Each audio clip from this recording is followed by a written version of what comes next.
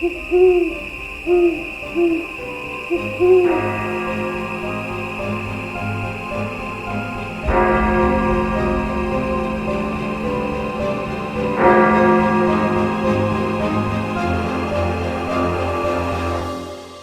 12 past 3.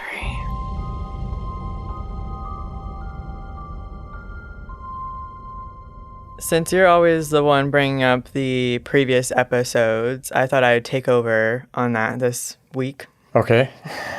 Since last time I had talked about the first Australian woman to be sentenced with life imprisonment without parole. Right. We were talking about wondering who the first U.S. Yes. Yeah. So I tried looking into who the first woman in the U.S. was to get life imprisonment without possibility of parole, but I couldn't find a definitive answer. Okay. Like, each one was a different answer, which was kind of annoying because, like... You didn't go through and scour all the prison records throughout the country? I didn't have enough time to do that. Oh, okay. Well, if you're going to slack like that, then... All right. What do you got, though? But I did end up looking into the first woman that was executed by the U.S. government and got more of an answer for that. However, the information was still kind of inconclusive. But as far as I was able to tell, a woman by the name of Mary Surratt, I think that's how you pronounce it, became the first woman to ever be executed by the United States government on July 7th, 1865 at 1:22 p.m., if that matters. Yeah, why not? Allegedly, she was part of John Wilkes Booth's plot to disrupt the Union government by killing President Abraham Lincoln, Vice President Andrew Johnson, and Secretary of State William Seward. Oh, really? I thought it was just Lincoln they were after. Well, I think Lincoln was the only one assassinated, right? Right, yeah. But yeah. There was a whole group. I didn't know that there was a whole group that was I didn't either. conspiring. I thought it was just the one guy. Yeah. But yeah, apparently she was part of that, which I did not know.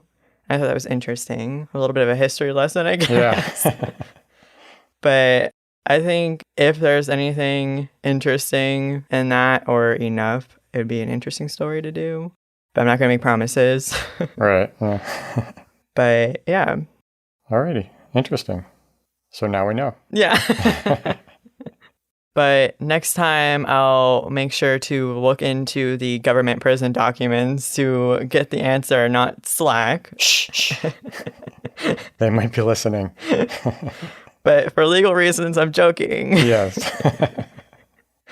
What do you have tonight? So tonight I am talking about the murder of Colleen Ritzer. Who is Colleen Ritzer?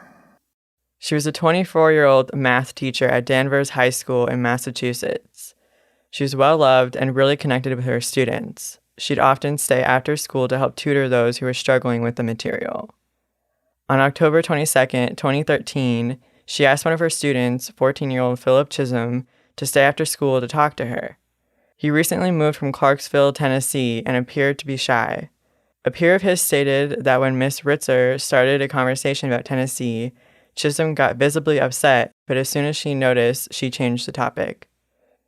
The exact reason as to why he got upset is unknown, but it is believed that it triggered thoughts of his parents' divorce. Why does the name Danvers sound so familiar? I don't even remember her name, but from Supergirl? Okay, that's where it was. It was just bugging me. Yeah. Oh, okay. No, I thought about that when I was researching. Yeah, sorry to interrupt. No, you're good. At 2:54 p.m., Miss Ritzer headed to the second floor bathroom, and moments later, surveillance cameras caught Chisholm also leaving the classroom, heading towards the women's bathroom. He walked with his jacket hood concealing most of his face. As he entered the bathroom, he put gloves on his hands and pulled out a sharp box cutter. He startled her from behind and slashed her throat 16 times before brutally assaulting her. At 3:06 p.m., a female student walked in as Chisholm was finishing up and was putting his pants back on, but abruptly left thinking that she had just seen someone changing. The school surveillance camera caught Chisholm calmly exiting the bathroom with his hand covered in blood. Jeez. 10 minutes later, Chisholm returned to the bathroom wearing a different jacket and was rolling a green recycling bin. He allegedly had packed a change of clothes, a ski mask, and gloves in his backpack before attending school that day. At 3:22, Chisholm leaves the bathroom in the ski mask while pulling the bin into an elevator and then out the building. So he went in without wearing the ski mask, and then he came out with it on? Yeah. That's bizarre. Well, no, he had his face covered with his hood, but when he went to go get the recycling bin, that's when he had the ski mask on. Oh, okay. Yes. Security cameras placed outside of the school showed him taking the bin that then contained her body to a nearby wooded area. Police suspected that she may have still been barely alive during this time. He dumped her body onto the ground and then shoved a tree branch into her. He posed her body in a sexually violating way with her shirt pulled up and her legs spread. Before leaving the scene, he left a note that said, quote, "I hate you all," end quote. Chisholm left the scene on foot with his jeans covered in blood, and at 3:30 p.m., another student's mother saw him running away from the school, to which she told the principal around 6 p.m. that day. So bizarre that he must have known there were security cameras because he was trying to cover his face. Yeah. But how could he possibly think that nobody would figure out who it was? Yeah. Yeah, no. Especially since it seems like there were clothes he were wearing all day, so it had to have been on the security camera. Yeah. All day. It's bizarre. Yeah. At 6:34 p.m., Chisholm's mother, Diana Chisholm, called the police that her son appeared to be missing after she couldn't find him on the school campus. At 9 p.m., the high school principal sent out a mass email to the high school staff reporting Chisholm missing. Shortly after the email was sent, another math teacher called the principal to mention that Ritzer's parents, Tom and Peggy, had told her that their daughter was missing.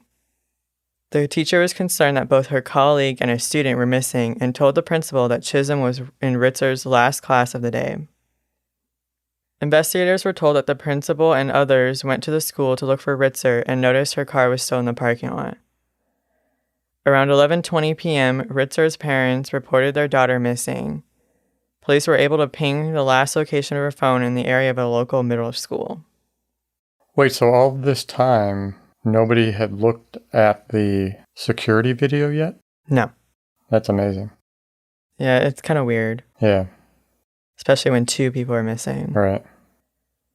Meanwhile, Chisholm had used his teacher's credit card to buy fast food and a movie ticket at a local movie theater. At 12:30 a.m., Chisholm was found in a nearby town of Topsfield, walking along a highway. When police searched the backpack he was carrying, they found a bloody box cutter. He told the officers that the blood came from, quote, "the girl," end quote. So he wasn't even trying to cover up what he had done. No. Which is odd because he had done the whole ski mask thing and everything. Yeah. But then he's carrying around the box cutter. Yeah, it's odd. Authorities also found Miss Ritzer's credit card, driver's license, and her underwear in his possession. He first told them he found them at a gas station and then later claimed he took them out of Ritzer's car.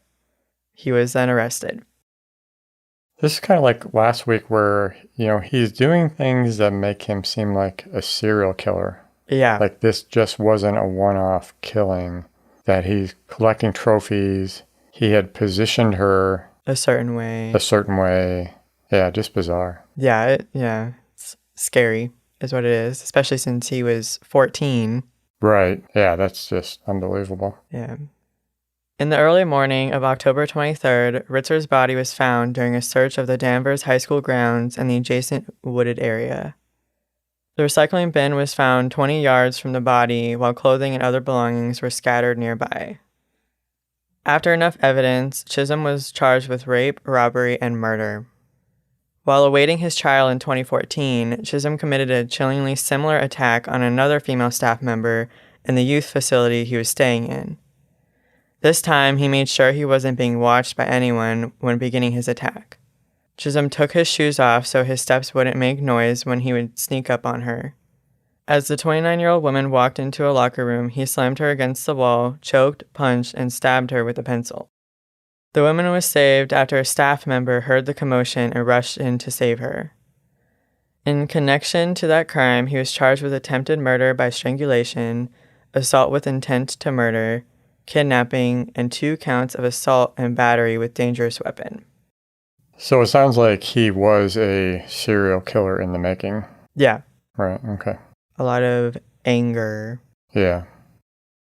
In 2016, he was tried as an adult and sentenced to 40 years in prison.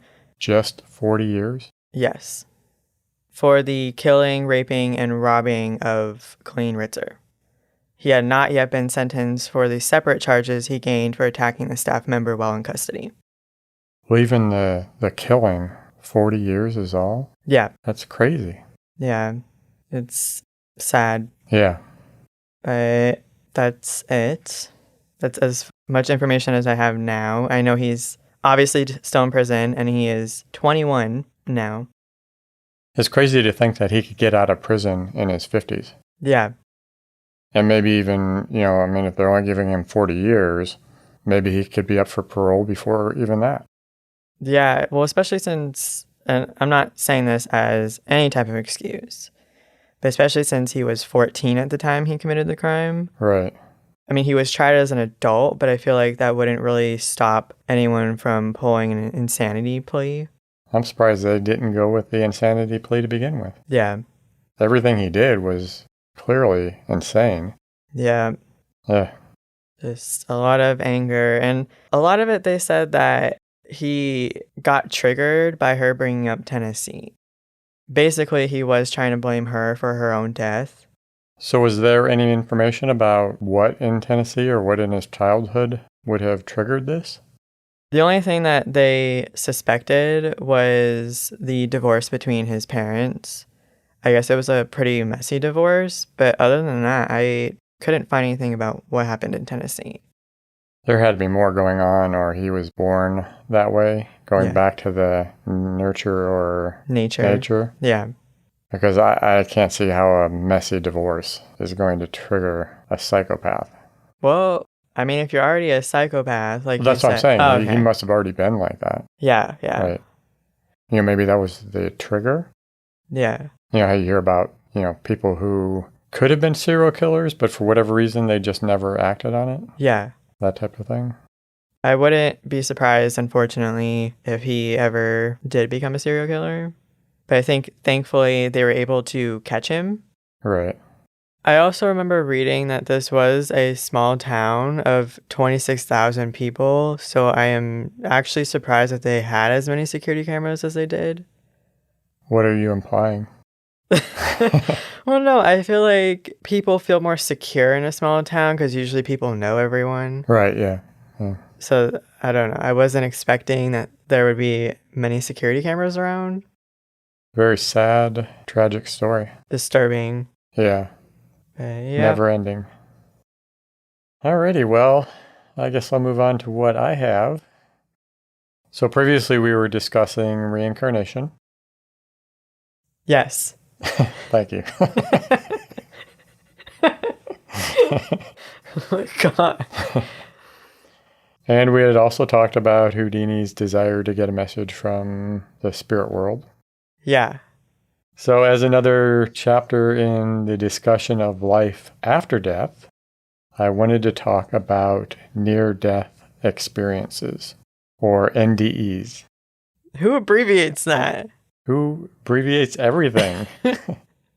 I mean, my God, our BMs are abbreviated. What? Bowel movements.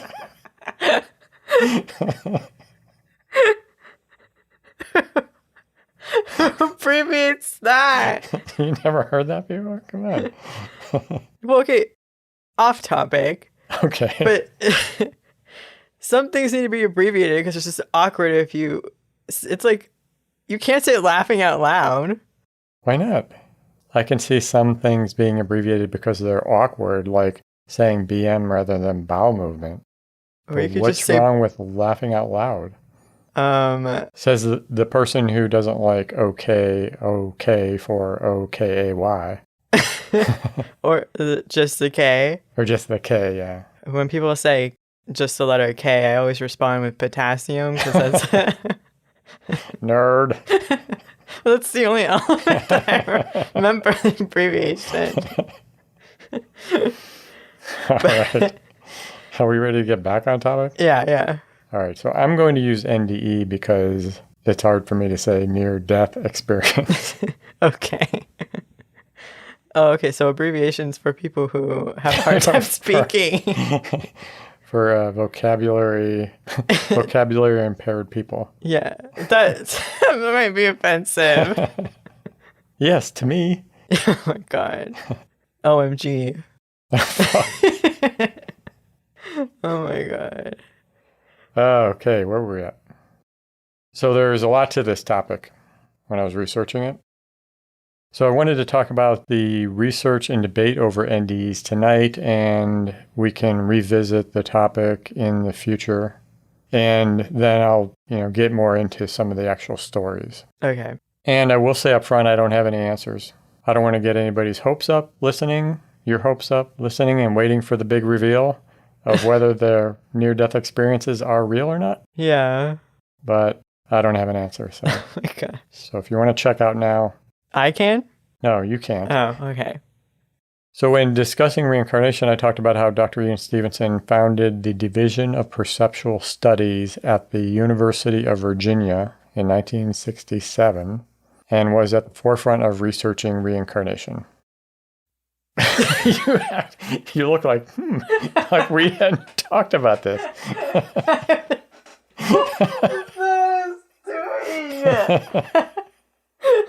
I just was trying to refrain from saying yeah. Okay. That's fine. Okay. By the way, side note, I am still working on figuring out a word for the combination. Oh my gosh. Well, here's the thing, right? I don't want to use a clever word that would be, you would hear the word and, oh yeah, I remember that from my childhood or something. Yeah. Just a word that triggers a memory or something. Yeah. I didn't want that because then it could be something you just guessed. Yeah. I mean, off chance, but whatever. So I was trying to think of a word that isn't overly common to where you would miss it if you got the message or picked it up. Yeah. But isn't something that, something related to the podcast or your life or whatever, or my life. So I have a couple words in mind, but once I get the locked, I'll let you know. Oh my gosh. So yes, as I do with everything, I'm overthinking it, but I am going to get the right word. I was just going to say use random word generator at this point. Anyway, also part of that division at the University of Virginia is Dr. Bruce Grayson, who was at the forefront of research in NDEs.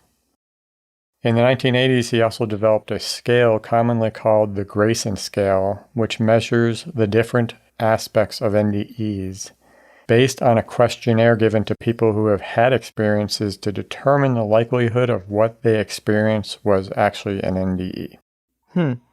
Dr. Grayson's first experience with NDEs was in the 1960s when he had a patient who claimed to have left her body while unconscious, and later provided an accurate description of events that happened in a different room. At the time, spooky. Yeah. At the time, he felt certain someone had slipped the patient information, and it was just all phony. Yeah. Or a joke or something like that. In 1975, Raymond Moody authored the book Life After Life and coined the term near-death experience. So that was the first time that term had been used. Wow. That was when Grayson realized that the patient had experienced something that was actually a common phenomenon, and he decided to get involved in the research. Although written accounts of events that sound like NDEs date back to the Middle Ages, researchers believe they go back to the ancient times. What is believed to be the oldest known medical account was written in the 1700s by a French military doctor. Jeez. So when trying to answer the question of whether the mind or the soul, if you will, can function outside of the physical body, the interest is in finding what is called veridical NDEs. So basically that is where the person obtains verifiable information that they could not have known. So a person hears or sees something in another room of the hospital, or they talk to a deceased loved one that gives them information that can be verified. Yeah. With the experiences like hearing and seeing things, verification is a little trickier because it is possible that we could experience those things without being dead. Yeah. If you think about astral projection and stuff like that. Yeah. It's not a given that if somebody experiences something like that, that they were actually dead at the time. The problem is that veridical NDAs have been found to be extremely rare. Research focusing on pre-1975 books about experiences found only 100 cases, and only 35 of those were where the author could verify information with someone other than the experiencer. But none of those cases could be actually verified without question. A 2017 study from the University of Virginia looked at whether the NDE event occurring alongside a compromised brain could be written off as imagination. 100 plus people who experienced NDEs were asked to fill out a questionnaire comparing their NDE experience with real or imagined events that occurred around the same time. So they were saying, explain your NDE and then explain things that happened in your life at that time, maybe dreams that you had. Yeah. And stuff like that. That's interesting. Yeah. What is interesting was the results showed that the experiencers felt that the NDEs were actually more real than their real or imagined experiences. Many NDEers describe their experiences as not feeling like a dream or hallucination, but as being more real than real. That's kind of creepy. Yeah. However, a study at the University of Michigan published in 2013 took anesthetized rats and stopped their hearts. Oh. Yeah, I hope they brought them back, but I don't know how those little paddles, those little defib paddles work. Oh my gosh. Anyway, within 30 seconds, the rat's EEG brain signals flatlined, but first they spiked briefly, with an intensity that suggested different parts of the brain were communicating with one another more actively than when the rats were awake. Hey, you talk about little tiny paddles. What about the little EEG? Yeah, little stickers. Yeah.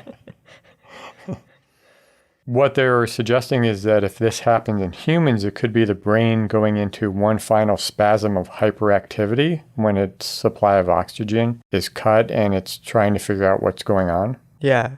So maybe that's why people experience these NDEs that are more real than real, because your brain is actually more active than it ever is when you're awake. Yeah. I've heard that argument before. Have you? Yeah. Yeah, that's interesting. This also follows along with a common argument that NDEs are just a neurochemical response to trauma when the body is dying. When the brain is starved of oxygen, it was described to be like a citywide blackout. It isn't all instantaneous, but neighborhood by neighborhood begins to lose power. Yeah. That's Kind of a chain reaction type of thing. Yeah. What's that? I was just saying that it's like an interesting way to put it. Yeah. So the argument is that while the brain is powering down, it is telling stories from the experiences and memories stored in the brain, just like a dream. Yeah. That's kind of sad to think we have that one last cruel where we think we're in the afterlife and all of a sudden we're just powering down. Yeah. That's sad. Disappointing. Yeah, it would be. It would be disappointing if we didn't believe in NDEs. Yeah, that's true. The interesting thing, though, is that many people who have experienced NDEs say it is difficult, if not impossible, to describe what they experience because it is so much unlike the real world. So to me, it's like, well, if the brain is having this last burst of activity and telling stories while it's powering down, why are the experiences so unlike anything people have experienced? Because normally your dreams are about your experiences, not about things that you've never imagined before. Another interesting thing is that we only hear about positive NDE experiences, mostly. And I found this in a lot of the shows that I've seen and the reading I've done, that I've only really seen or heard a couple of stories about negative experiences. Hellish experiences, if you will. Hellish? Well, if you figure good experiences that this person is going up to heaven. Yeah. What do you figure a bad experience has to be? Ooh. Going the other way? That makes sense. It is said that around 23% of NDEs reported are unpleasant experiences, but the bad ones get far less attention, and it seems people with those type of experience are less likely to come forward. That's sad. Yeah, so that's why we don't hear about them. One of the biggest problems with researching NDEs is that it is a retrospective study. So they're gathering information after the event occurred rather than developing experiments and testing. Yeah. Kind of hard to do that. Well, I was going to say, how do you Exactly. Yeah. experiment that? Right. And that's what they're saying even with the advances in technology. So the fMRI scanning that is available today is so advanced that neuroscientists can observe the thinking brain. But how could you possibly get that to be used during an NDE? Yeah. Right. There have been a few studies developed to take advantage of the fact that there are locations where NDEs most likely occur, such as hospitals. One research scenario developed is planning a perceptual stimulus so that it can only be seen by a person experiencing an NDE, such as a picture or item on top of a cabinet only visible from the ceiling. Then they would interview the potential NDEers to see if they mention the item or picture. What if they're afraid to because they're going to think that they're crazy? Yeah, well, I guess they miss out on that research then. That's true. Interesting note on that was they were talking about to rule out the possibility of the interviewer intentionally or unintentionally conveying the stimulus through normal or even paranormal means. It is suggested that the stimulus not be known to any of the research team. So even the person interviewing the NDEer doesn't know about or what the stimulus is. They know that there was a stimulus, but they don't know what it was. Oh. There have been 6 studies that have attempted such experiments, mostly with cardiac patients, and all have failed so far to find any ironclad cases of veridical perception. The largest was the AWARE study led by Sam Parnia of the State University of New York at Stony Brook and was published in October of 2014. 15 participating hospitals in the US, UK, and Austria installed shelves bearing a variety of images in rooms where cardiac arrest patients were likely to need reviving. 1,000 shelves were installed in various locations. Jeez. So this study showed the problems there are with this type of research and how long it takes to accumulate data. Yeah. Only 22% of the cardiac arrests that occurred during the study happened somewhere with a shelf nearby. In 4 years, the study was able to record 2,060 of all cardiac arrests that occurred. Of those, sadly, only 330 patients survived. Oh. Yeah. And only 140 of them were judged well enough to be interviewed and agreed to participate. Of the 140, 101 made it past the screening interview, the others unable to continue due to their health. Of the 101, only 9 remembered experiences that counted as NDE on the Grayson scale, and only 2 remembered out-of-body experiences. That's crazy. That's like way narrowed down. Yeah, that was 4 years of study too. That's crazy. One of the 2 became ill, so they had to stop the participation. Yeah. So that left just 1, but he could not recount what he had seen in detail, and he was not in a room with one of the shelves. But the 57-year-old man described floating up to the corner of the room and seeing the medical staff working on him and watching himself being resuscitated. When matching up his description of events, researchers believe he may have seen things that happened for as long as 3 minutes after his heart stopped. 3 minutes? Yeah. I think one of the most talked about stories regarding NDE is that of a migrant worker named quote-unquote Maria, who in 1977 had an NDE during cardiac arrest at a hospital in Seattle. She told her social worker at the hospital that she found herself floating outside the hospital building and saw a tennis shoe sitting on the ledge of a third-floor window, which she is said to have described in great detail, and it was on the opposite side of the hospital from where her room was. That's weird. Yeah. The social worker went up and found the shoe and said it was in a place where there was no way Maria could have seen or known about the shoe. Are we going to talk about the concern that there was a shoe just randomly there? Yeah, it's like, no, beside the point. Yeah, why was there a shoe sitting on a ledge? I could understand hanging from a power line, but... Yeah. So that is an interesting story, but obviously there's no way to know if Maria had previous knowledge of the shoe. Well, how would she, though? Well, it doesn't seem like she could possibly plan the whole thing because she didn't have any idea she was going to go into cardiac arrest. Yeah. But if you're looking for inarguable proof, you just don't know if she somehow knew about that shoe for some odd reason. That's true, yeah. In 1991, 35-year-old Pam Reynolds needed surgery to remove an aneurysm at the base of her brain. Concerned it might burst and kill her during the operation, doctors induced hypothermic cardiac arrest, which is chilling the body to 60 degrees, stopping the heart, and then draining the blood from her head. To make sure the brain was completely inactive during the operation, they put small speakers into her ears, what we call headphones today. Small speakers. Hey, has anybody seen my ear speakers? The speakers played rapid clicks at 100 decibels, so that's equivalent to like a lawnmower or a jackhammer. If any part of her mind was working and reacting to the sound, they would have been able to detect the electrical signals from her brain. Yeah. It was confirmed that for a number of minutes she was dead both in brain and body. After the surgery, she reported having an NDE and an out-of-body experience. She described details in the room during the operation and bits of conversation the staff had. Unfortunately, none of the experiences she described occurred during that time of total...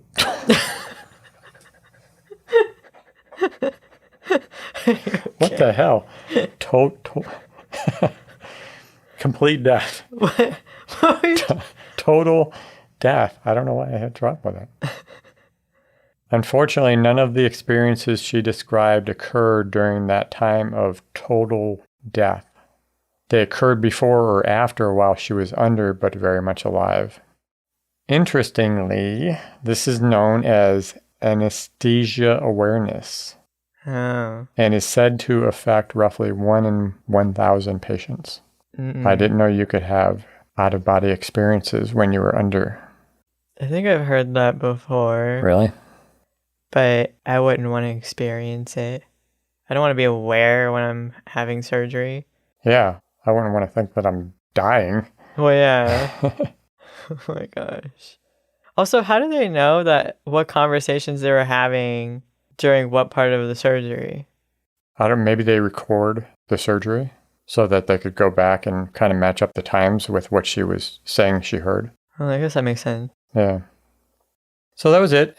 Like I said, I would like to get into some of the other stories, some of the less common ones. Any of the hellish ones? Yeah, I'll see if I can find some. That would be interesting. Yeah. Certainly no answers, just theories at this time from both sides. I feel like it's really hard to find answers because you can't really conduct a proper test. Yeah, the same thing with the reincarnation. It's really hard to verify. Yeah. So for now, as with religion and love, your belief in life after death will have to remain based on faith that they exist. That's all I had. I hope that wasn't boring. Like I said, I wanted to kind of get some groundwork and the trying to know whether it is real or not. Yeah. I mean, I really want to know, especially as I get older. Why would you want to know? Well, I want to know if there's a chance. Of a near-death experience? No, of life after death. Oh. I don't want to... Not the near-death experience. I was going to say, why would you want to know that? No, I want to know if there's actual life after death.